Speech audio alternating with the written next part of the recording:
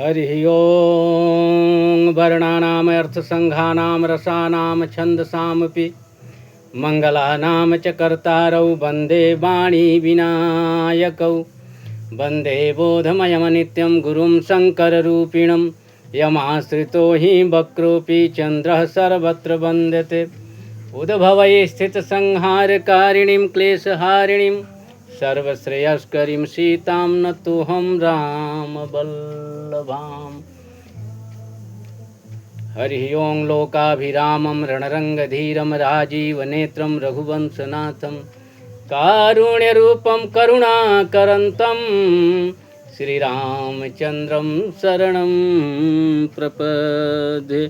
मनोजवं मारुततुल्यवेगं जितेन्द्रियं बुद्धिमतां वरिष्ठं वातात्मजं वानरयूथमुख्यं श्रीरामदूतं शरणं प्रपद्ये।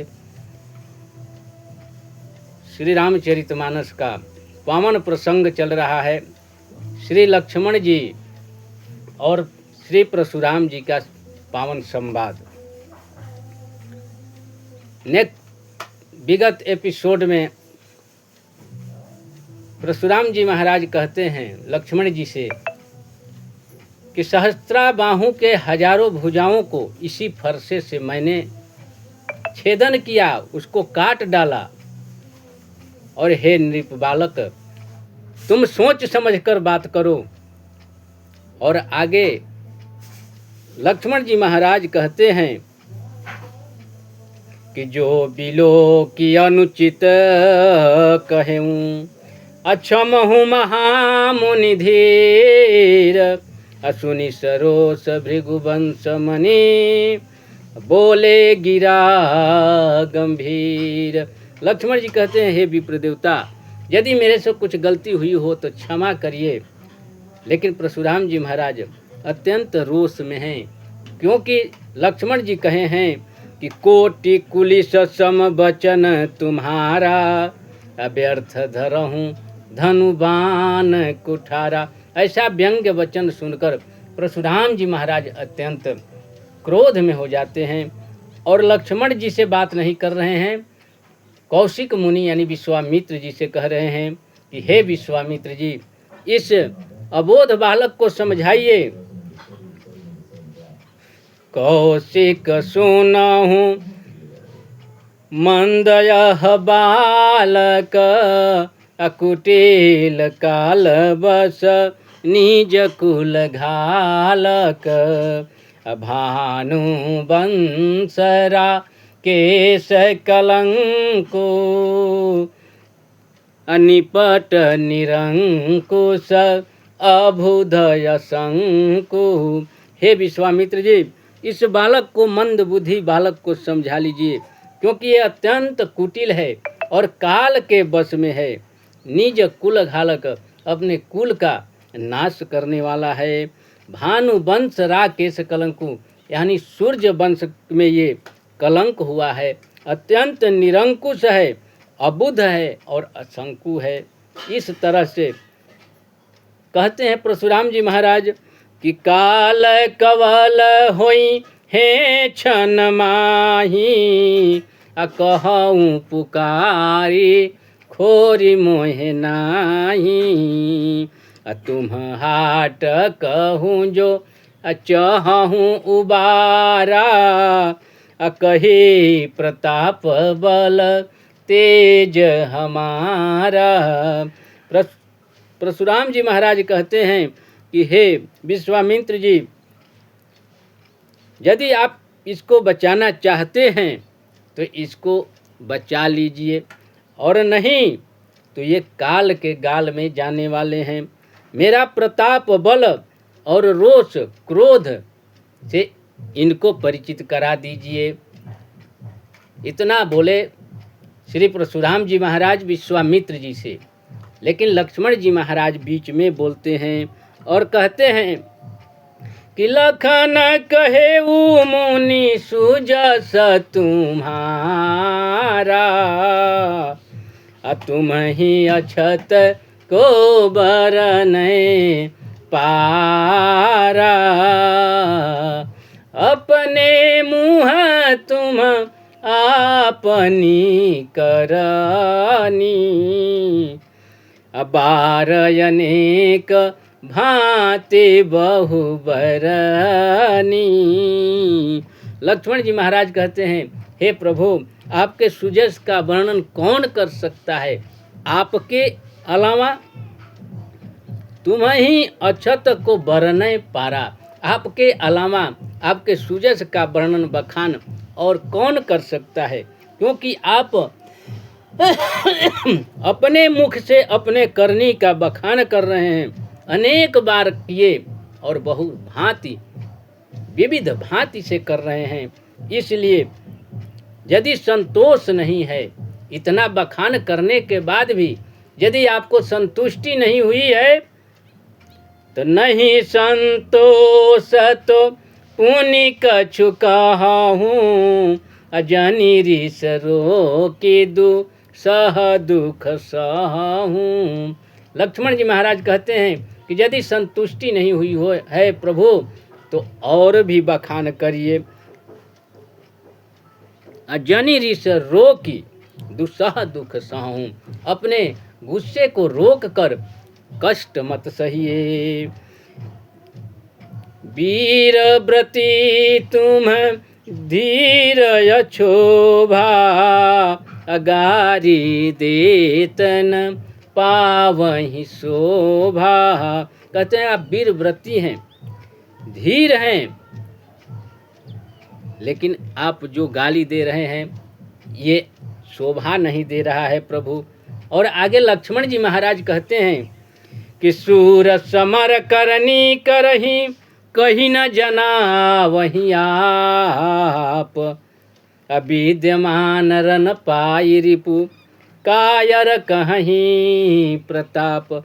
लक्ष्मण जी महाराज कहते हैं कि सूरवीर जो होते हैं वो समर में करनी करते हैं, नहीं अपनी कर्तव्य दिखाते हैं, अपने पुरुषार्थ दिखाते हैं, अपनी बड़े बड़े डींगे नहीं हाँकते। यदि रणभूमि में सामने शत्रु हो तो अपनी बढ़ाई नहीं करते, उस शत्रु पर प्रहार करते हैं। और जो अपनी बढ़ाई करते हैं, विद्यमान रन पाई रिपु, कायर कहीं प्रताप। रणभूमि में शत्रु के सामने बढ़ाई करने वाले कायर होते हैं।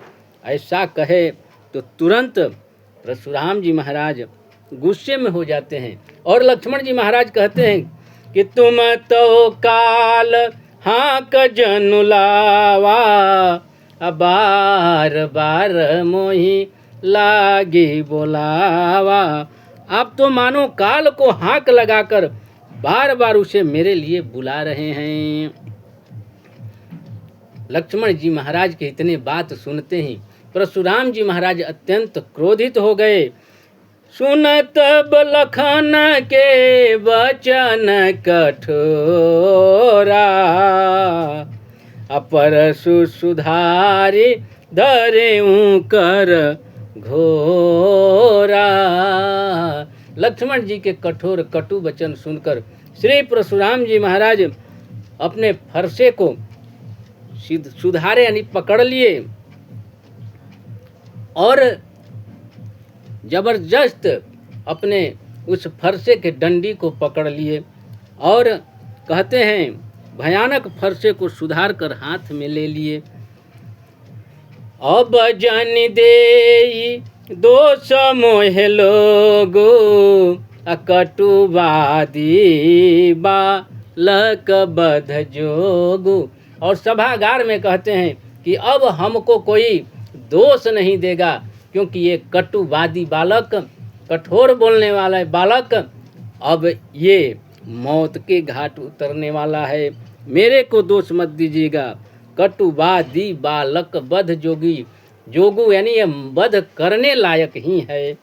ऐसा जब कह के परशुराम जी महाराज चलते हैं और कहते हैं परशुराम जी महाराज कि बाल बिलो की बहुत मैं बाचा, अब यह मरनी हार भासाचा। अब क्रोधित होकर जब परशुराम जी महाराज लक्ष्मण जी के तरफ चलते हैं तो विश्वामित्र जी रोक देते हैं। और विश्वामित्र जी महाराज कहते हैं कि कौशिक कहाछ महु अपराधो बाल दोष गुण गणहीन साधु। विश्वामित्र जी कहे कि हे प्रभु, इनके अपराध को क्षमा करिए, क्योंकि बालक के दोष गुण को साधु लोग, संत लोग नज़रअंदाज कर देते हैं, उसके दोष को भुला जाते हैं। कहते हैं कि अपराध क्षमा कीजिए, बालक के दोष गुण को साधु लोग नहीं गिनते। इस तरह से श्री विश्वामित्र जी महाराज परशुराम जी को रोक देते हैं। परशुराम जी महाराज कहते हैं कि कर खर कुठार में अकरन को ही आगे अपराधी गुरुद्रोही। कहते हैं कि मैं दया रहित हूँ, तीखे धार का कुठार मेरे हाथ में है, क्रोधी और यह गुरुद्रोही मेरे सामने खड़ा है। ऐसा कहते हुए परशुराम जी महाराज कहते हैं कि उतर देत छोड़ऊं बिनु मारे, केवल कौशिक शील तुम्हारे। यह मुझको उत्तर दे रहा है, जवान लगा रहा है, इसलिए मैं इसको इसलिए छोड़ रहा हूँ, आपके शील के चलते, आपके व्यवहार के चलते मैं इसको क्षमा कर रहा हूँ। नहीं तो न त एहि काटी कुठार कठोरे, अगुरही उरी न हो तेऊ त्रम थोरे। नहीं तो इसको मैं अपने कुठार से काट डालता और अपने गुरु के ऋण से थोड़े ही श्रम में मैं मुक्त हो जाता, गुरु का ऋण चुका देता, क्योंकि ये मेरे गुरुद्रोही है, मेरे गुरु के धनुष को, शिव का धनुष को तोड़े हैं। गाधे सुन। इसी में लक्ष्मण जी महाराज पुनः बोल पड़ते हैं और लक्ष्मण जी महाराज कहते हैं कि कहे वो लखन मुनि शील तुम्हारा, को नहीं जान विदित संसारा। लक्ष्मण जी महाराज कहते हैं कि हे प्रभु, आपके शील कौन नहीं जानता, पूरे संसार में विदित है।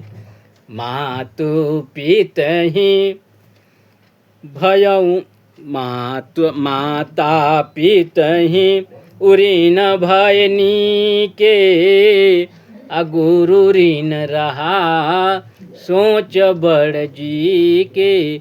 माता पिता के ऋण से तो आप भली भांति मुक्त हो गए, अब गुरु का ऋण जो रह गया है, अब उसकी बड़ी चिंता है, और वो मेरे माथे ही लगता है निकालोगे। कहते हैं कि सो जनु हमारे ही माथे काढ़ा, अधीन चली गए ब्याज बड़ी बाढ़ा। वह मानो हमारे ही माथे कढ़ा था, बहुत दिन बीत गए हैं और उसके ब्याज भी बढ़ गए होंगे प्रभु। इसलिए आप किसी व्यवहारीय माने कोई जोड़ घटाव करने वाले मुनि अकाउंटेंट को बुला लीजिए। अब आनी व्यवहारीय बोली, तुरंत देऊँ मैं थैली खोली। कहते अभी किसी हिसाब करने वाले को बुला लीजिए तो मैं तुरंत थैली खोलकर दे दूंगा, उसके ब्याज भी बढ़ गए होंगे। परशुराम जी महाराज लक्ष्मण जी के बात को सुनते हुए अत्यंत और क्रोधित हो जाते हैं और कहते हैं कि सुनी कटु बचन कुठार सुधारा, हाय हाय सब सभा पुकारा। लक्ष्मण जी के कठोर वचन को सुनकर परशुराम जी महाराज कुठार उठाकर और लक्ष्मण जी के तरफ चल पड़ते हैं। सभागार में हाय हाय हल्ला मच जाता है। सब कहते हैं हाय हाय, सब पुकारने लगते हैं। भृगुबर परशु देखा वही मोही, अभिप्र विचारी बचाऊं नृपद्रोही। लक्ष्मण जी कहते हैं कि हे भृगुवर, हे भृगुनाथ, आप बार बार हमको कुठार दिखा रहे हैं, लेकिन ब्राह्मण समझकर मैं आपको छोड़ रहा हूँ।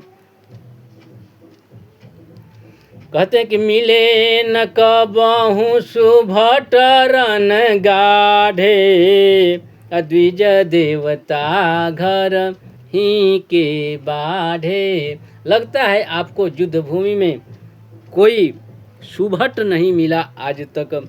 ऐसा जब लक्ष्मण जी बोलते हैं तो सब लोग लक्ष्मण जी को डांटने लगते हैं, लक्ष्मण जी को चुप कराने लगते हैं और कहते हैं कि अनुचित कही सब लोग पुकारे, रघुपति सया नहीं लखन ने वारे। सभागार में बैठे हुए सब लोग लक्ष्मण जी को ही अनुचित कह रहे हैं और सब लोग लक्ष्मण जी को समझाने लगे।